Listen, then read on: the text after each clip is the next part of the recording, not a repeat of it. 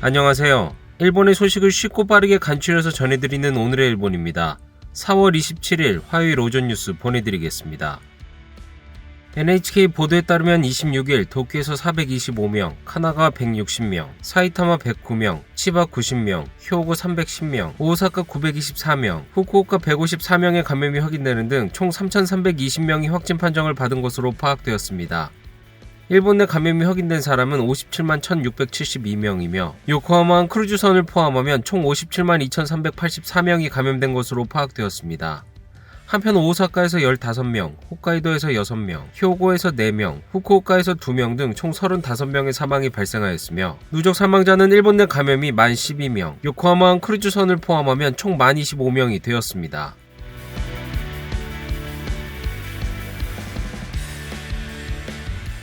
이날 도쿄에서는 425명의 신규 감염이 확인되었습니다.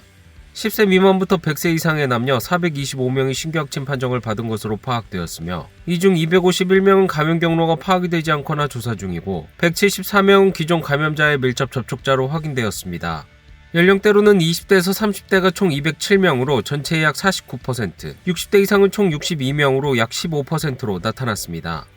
감염 경로로는 가정 내 감염이 76명으로 가장 많았으며 직장 내 감염이 39명, 시설 내 감염이 35명, 회식에서의 감염이 4명 등으로 확인되었습니다.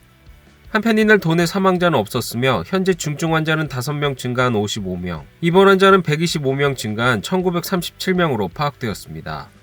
이로써 도쿄의 누적 확진자 수는 13만 5,598명, 누적 사망자 수는 1,876명이 되었습니다. 다음 소식입니다. 세 번째 긴급사태 선언이 시작되고 첫 평일, 도쿄에서는 오후 8시가 되자 거리에 불이 꺼지기 시작했습니다. 이는 사람의 이동을 억제하기 위한 도쿄의 독자적인 대책입니다.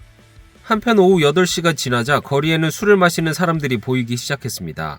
긴급사태 선언에도 노상에서의 음주는 이어지고 있습니다.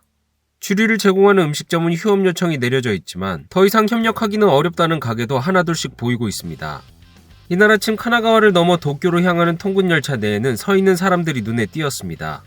도쿄는 외출 자제와 텔레워크를 통해 출근자 수를 최대 30%로 줄여달라고 요구하고 있지만 지난주와 비교해 크게 줄어들지 않은 모습입니다. 変わらないですね。特に。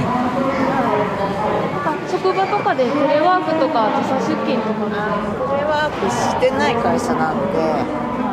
てかもうこういうのが1年続いてるんでね。だからまあそんな感じになっちゃってますよね。 오후 3시에 인파를 긴급사태 선언 전과 비교한 최신 데이터를 보면 긴자에서는 약 10%, 시부야와 신주쿠에서는 15에서 20% 정도 감소했습니다. 다만 첫 긴급사태 선언 때와 비교하면 세 곳 모두 2배 가까이 인파가 늘어났습니다. 都県境は越えないでくださいということを申し上げてます。しっかり守っていただきたいと思います。今回のコロナは従来よりも強いと。だから関西があんなに大変になってるんで、首都圏でそれを繰り返したくないです。 왜 인파의 억제가 어려운 것일까요? 첫 번째 긴급사태 선언 때는 업종의 많은 점포가 휴업에 들어갔습니다. 당시는 휴업 요청에 따랐지만 현재는 영업을 계속하는 점포도 있습니다. 夜は少ないと思うんですけど、昼間はやっぱ空いているお店も多いから人の動きも少しはあるのかなっていうふうには思います。緊急事態宣言がなんか関係ないぐらいに増えてますよね。人の流れが変わると思いますね。でも実際に変わってないんで、なんかそこは懸念点じゃないかなって。 이날의 도쿄 신규 감염자 수는 425명으로 26일 연속 전주 같은 요일에 감염자 수를 넘어섰습니다. 그리고 이날은 전국의 사망자 수가 10,000명을 넘어섰습니다. 사망자가 5,000명까지 되는 데는 11개월 걸렸지만 그 후 10,000명까지 늘어나는 데는 3개월 정도로 제3파 이후 급격한 속도로 증가하고 있습니다. 오사카에서는 이날 15명의 사망이 확인되었습니다. 감염자 수도 924명으로 월요일 중 사상 최다입니다. 이런 오사카는 긴급사태 선언으로 아이들의 생활에 큰 변화가 나타났습니다. 오사카 시립 초중학교는 이번 긴급사태 선언 기간 동안 집에서 온라인 수업을 진행합니다. やっぱりオンラインだと直接友達となんか喋ったりはできないので、そんなにワイワイできないから悲しいですかね。 아이들은 2교시까지의 온라인 수업이 끝나면 학교에 가서 대면으로 학습 활동을 확인합니다. 그리고 전원이 모여 급식을 먹고 오후에는 집에 돌아가서 또 온라인 수업을 받습니다. 僕たちも初めてのことですし、子どもたちも初めてのことですし、できないことがあって当たり前で、それはもう子どもたちも分かっていて、できない中で何ができるのかを見つけながら今やっていっているところです。 칸사이 엔파도 지난주와 비교하면 오사카 우메다에서 약 30%, 남바에서 약 25% 감소하였으며 효고에서는 10% 정도의 감소에 머물러 있습니다. 지난해 긴급사태 선언과 비교하면 인파 이동을 억제할 수 없는 상황은 골든위크를 보내는 방법에서도 나타나고 있습니다. 오키나와 나하시에 위치한 한 호텔에서는 작년 긴급사태 선언 때 예약의 취소가 이어져 어쩔 수 없이 휴업을 하였습니다. 東京都の方でですね、緊急事態宣言が出てしまいましたので、キャンセルがまた相次いでくるのかなというふうに懸念はしていたんですけれども、特段ですね、それが原因でたくさんのこのキャンセルが出ているというような状況では今のところないです。今ちょっと様子を見られているお客様の方が多いのかなというような感じが見受けられてまして、 긴급사태 후 신규 예약은 들어오지 않는 상황이지만 170개 객실 중 절반은 예약이 차 있습니다. 특히 도쿄가 있는 칸토 지방에서의 예약이 많다고 합니다. 골든위크 중 일본 내 국내선의 예약 상황을 살펴보면 전 일본 공수가 약 44만 명, 일본 항공이 약 33만 명으로 첫 번째 긴급사태 선언이 발령된 작년과 같은 시기와 비교하여 서너 배가량 늘었습니다. 다음 소식입니다. 코로나19 바이러스의 2개 이상의 변이가 있는 인도형 변이 바이러스가 일본 국내에서 21건 확인되었습니다. 我が国では現在このインドで確認された変異株トータル21件という報告を受けております。 카토 관방장관에 따르면 코로나19 바이러스의 2개 이상의 변이가 있는 인도형 변이 바이러스는 공항 검역에서 20건, 국내 사례에서 1건 등 총 21건이 일본 국내에서 확인되었습니다. 이 변이 바이러스는 인도에서 맹위를 떨치고 있으며 백신의 유효성에 대해 카토 관방장관은 구체적인 견해가 제시되고 있는지 알지 못한다. 계속해서 정보 수집에 임하겠다라고 말하는데 그쳤습니다. 다음 소식입니다. 첫 국정선거에서 모두 패배하는 등 역풍이 불어닥친 스가 정권. 과연 기사회생의 한 수가 있을까요? 스가 정권 출범 후 첫 국정선거가 25일 진행되며 후보자를 세우지 않은 홋카이도 2구 보궐선거를 포함한 충참 양원 3개의 선거에서 자민당은 모두 패배했습니다. 그 중에서도 카와이 안리 전 참의원 의원의 당선 무효에 따른 히로시마 지역구 재선거에서 패한 영향은 보수왕국으로 알려진 히로시마인 만큼 크다고 보여지고 있습니다. しっかりご期待に応えれるように頑張ってまいりたいと思います。 반년 이내에 치러질 해산 총선거. 이번의 전패는 스가 정권에 있어서 참담한 결과가 되었습니다.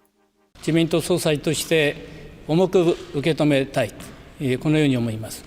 状況を分析した上で正すべき点は正していきたい。衆議院の解散時期に与える影響はありますでしょうか。コロナ対策を最優先で取り組んでいくという考え方に変わりありません。 매번 늦은 감이 있는 코로나 대책이나 불투명함이 강한 백신 접종 등 스가 정권의 대응도 이번 선거에서 적잖은 영향을 끼쳤다고 보여지고 있습니다. 이번 선거 결과에 대한 야당의 반응은 時代錯誤の金権腐敗政治もういい加減にしてほしいと、感染症対策しっかりと喝を入れていけという表れだと思って頑張っていきたいと。 하지만 자민당의 한 간부는 선거는 본인 책임이며 지지율은 떨어지지 않았다며 정권에 대한 영향을 부정하였습니다. 한편 일각에서는 원래는 세 곳이나 지면 바로 스가 씨로는 안 되겠다고 하겠지만 다음 사람이 없다라며 포스트 스가의 부재에 대해 우려하였습니다. 자민당의 소장파 의원들로부터는 지금 이상으로 백신에 기대를 걸 수밖에 없다는 목소리가 나오고 있습니다. 스가 총리가 직접 내건 7월까지의 고령자 접종을 순조롭게 달성하고 감염 수습을 전망할 수 없다면 해산은 더욱 어렵다는 견해도 있어 스가 총리는 내몰린 셈입니다. 여름에는 도쿄올림픽, 9월에는 자민당 총재선거가 예정되어 있으며 중의원 의원은 10월 21일 임기 만료를 맞이하게 됩니다. 다음 소식입니다. 이번 긴급사태 선언으로 인해 개인 소비 등 일본 경제에 대한 영향은 불가피해 보입니다. 마츠야 긴자 백화점에서는 대부분 매장을 닫고 식품이나 화장품 등만 영업을 하고 있습니다. 百貨店業界としては非常に厳しいなというふうに受け止めております。 다이치 생명경제연구소의 시산으로는 대형 연휴 중 개인 소비는 코로나 이전인 2019년이 7.67조엔이었던 반면 올해는 5.04조엔까지 떨어질 전망입니다. 이는 2020년의 긴급사태 선언 때보다는 회복되지만 코로나 이전인 2019년보다는 하루 평균 6.1% 감소입니다. 또 다이와 종합연구소에서의 시산에서는 실질 GDP, 국내 총생산은 긴급사태 선언이 발령된 4개 도부연에서 1개월당 0.6조엔 정도 낮아질 전망입니다. 2020년과 비교하면 침체는 줄어들었지만 향후 대상 지역이나 기간이 확대될 경우 4월부터 6월까지의 GDP는 2분기 연속 마이너스 성장할 가능성이 있다고 밝혔습니다. 다음 소식입니다. NTT와 후지츠가 6G의 개발에 있어서 업무 제휴를 맺게 됩니다. NTT와 후지츠는 5G의 다음 세대 통신 규격인 6G에 필요한 광통신 기술 아이온의 개발에 업무 제휴를 맺겠다고 밝혔습니다. 아이온은 기존의 통신에 비해 100분의 1의 소비 전력으로 125배의 대용량의 전송이 가능하며 자동운전이나 영상기술 등의 수준이 대폭 높아집니다. NTT는 2030년대의 실용화를 목표로 하여 광기술의 강점을 가진 후지츠와 개발을 진행합니다. 5G에서는 중국 등 해외 업체에 뒤처진 바 있어 두 회사는 6G 개발을 서둘러 진행할 생각입니다. 다음 소식입니다.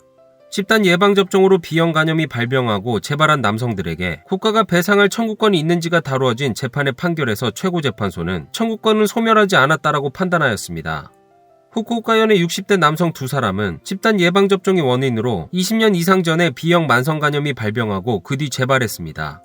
만성 간염의 경우 국가에서 1250만 원의 지원금이 지급되지만 피해 발생으로부터 민법의 제척기간인 20년이 지나면 대폭 감액되게 되어 있습니다. 이에 남성들은 제척기간의 기산점은 간염이 재발한 때라며 소송을 제기하였습니다. 최고재판소는 이날의 판결에서 청구권은 소멸하지 않는다. 남성들의 경우 첫 발병과 재발병이 손해가 질적으로 다르므로 제척기간의 기산점은 재발시라고 봐야 한다라고 지적하였습니다.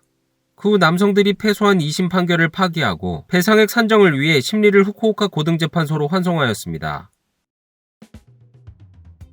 오늘의 일본 소식은 여기까지입니다. 시청해주셔서 감사드리며 즐거운 하루 되시길 바라겠습니다. 저는 또 새로운 소식으로 찾아뵙도록 하겠습니다. 이그저TV였습니다.